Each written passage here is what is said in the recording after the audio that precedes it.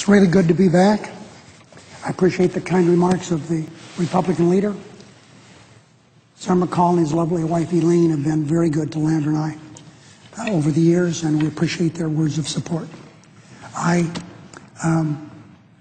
want to express my appreciation to my colleagues who have been so kind and thoughtful during my recovery time. Presiding officer, I received your phone call. That was very warm, and I very much appreciate it. As United States Senators, our work is measured by what we're able to accomplish for the middle class, what we're able to accomplish for the American people. Now, I've watched very closely and been in touch, as we all know, read all the stories, with what has gone on here the last month. I'm sorry to say that we spent 1 month on a bill calling for the importation of oil from a foreign country and then importing that oil outside of America. I'm glad that we were able to work it out so that we had a number of amendments, and that was really good. And we felt very comfortable with that. I wish we could have done some more, but I'm satisfied with what we were able to do. And of course, now we wait the action of the President, as we should be doing. Work of this Senate is based upon, should be based upon, on what we're able to do for the middle class. We are a constructive minority, and we proved that the last month. And to show how constructive we are, take, for example, TRIA, terrorism insurance. It's so important.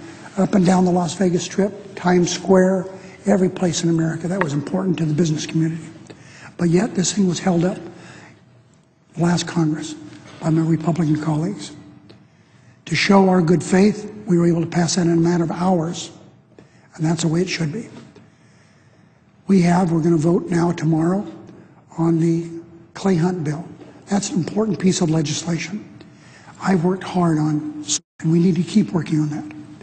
Each year in America, 32,000 Americans kill themselves.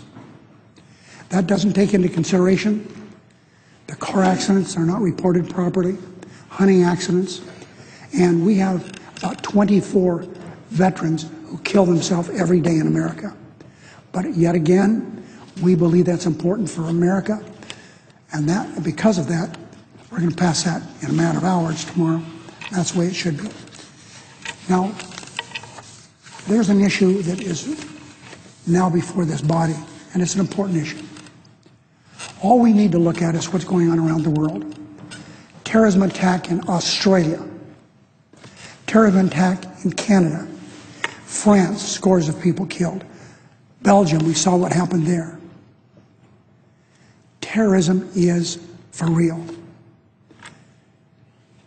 Sir McCaskill said it about the best way that I've seen it described. The Republicans are more afraid of the dreamers than they are of ISIS. By the way, ISIS said they're coming our way. Why should we be dealing with issues that have nothing to do with Homeland Security?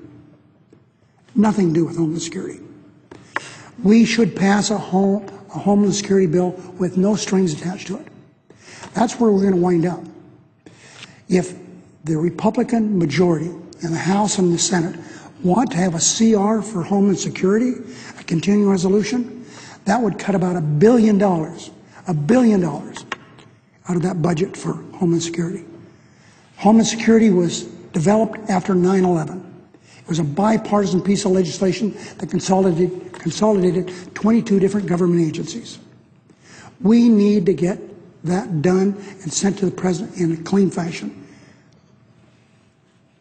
If my Republican colleagues have some problem with something the President has done, on immigration, for example, hit it head on. Don't hide behind Homeland Security. We need a safe homeland. And I hope my Republican colleagues will join us and get that done as quickly as possible.